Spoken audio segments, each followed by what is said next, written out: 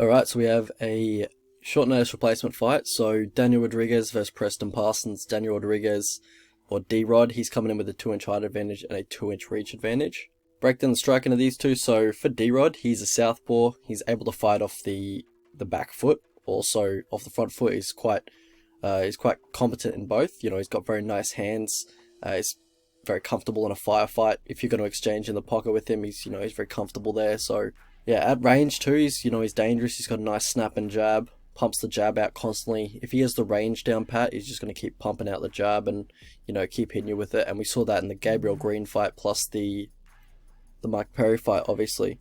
Nice check right hook when the opponent's trying to close distance on him. At range, nice 1-2, quick hands, 3-2.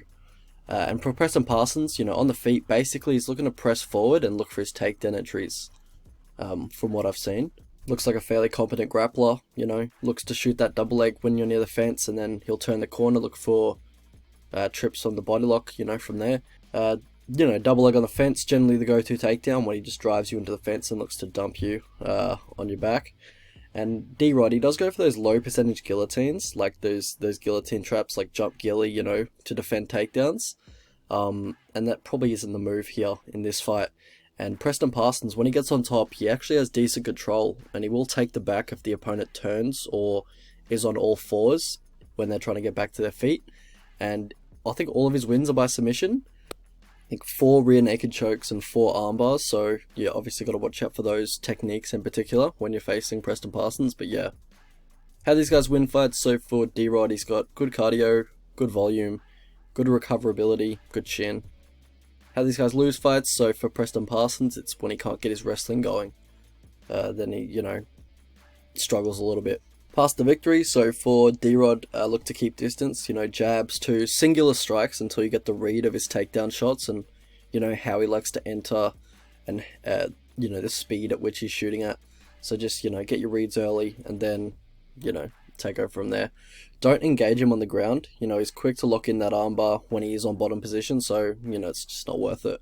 Don't attempt that low percentage guillotine trap that you generally do when you're defending takedowns. Just, it isn't the move here. For Preston Parsons, look to create a mini brawl on the fence, just try to, bait him into an exchange, and then when he's returning after you've thrown your flurry, look to shoot underneath.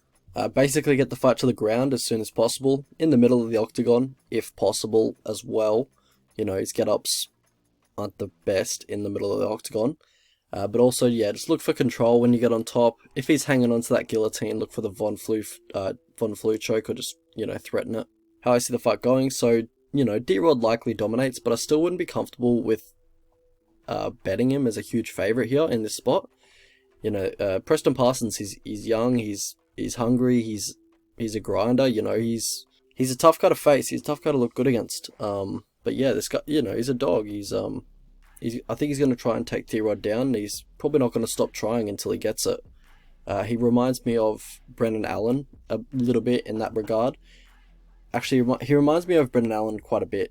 Like, similar fighting style, similar build, similar stance.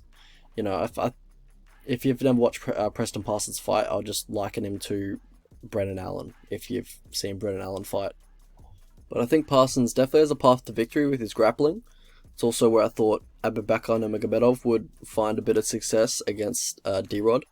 His D-Rod's takedown defense is good, but his get-up game, isn't. So if Parsons gets him down, you might be just pulling your hair out if you paid, pretty heavy juice on D-Rod.